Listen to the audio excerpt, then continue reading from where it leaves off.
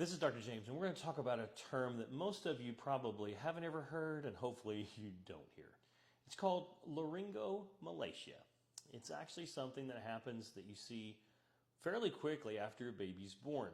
See, in our trachea, our big airway that goes down our neck into our lungs, around them, about 3/4 of the way around, is cartilage rings. If you've ever seen anatomy pictures, you probably have seen these drawn as white rings with little muscles in between.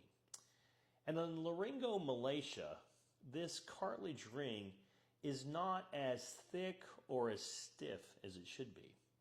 And then what this leads to is a baby that when they cry or take a deep breath in, the airway collapses and it will cause noisy breathing. And a lot of times stridor sounds like this. It's terrifying. Now, in a normal baby that's healthy, they're making this noise, especially when they're crying, and babies cry a lot, or when they get excited and they take a deep breath. And it's not anything to worry about, even though it sounds scary. Except if they have something like croup, which is a middle airway infection where it causes swelling of the airway. Now the airway is smaller than it should be. Now when it collapses, it's even smaller. So now when we have normal babies who are having problems with croup and having stridor, now you can imagine the kid who has stridor just because they take a deep breath, now is going to have even worse stridor. So their croup is going to be much more severe and much scarier. Now, the nice thing about laryngomalacia, if there is a nice thing, is that usually they're going to outgrow it by the time they're a year old. And it's not just like it's a light switch and at a year old it's better.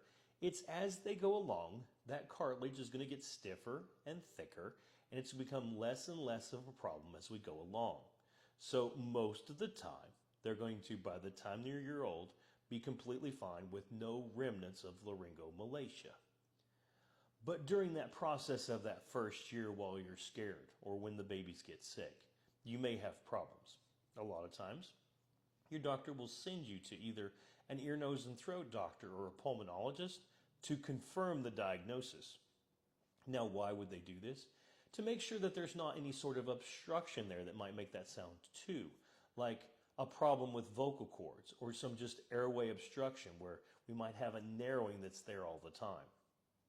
The laryngomalacia is usually going to go away on its own, but something wrong like a paralysis of a vocal cord or a foreign body on the vocal cord or a growth on the vocal cord or some sort of vascular blood vessel that goes across the airway and makes us have a hard time breathing.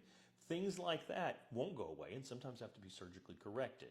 So it's important to know, yes, this is definitely what we have, and when we get in trouble, what we need to look for and where we need to go for help.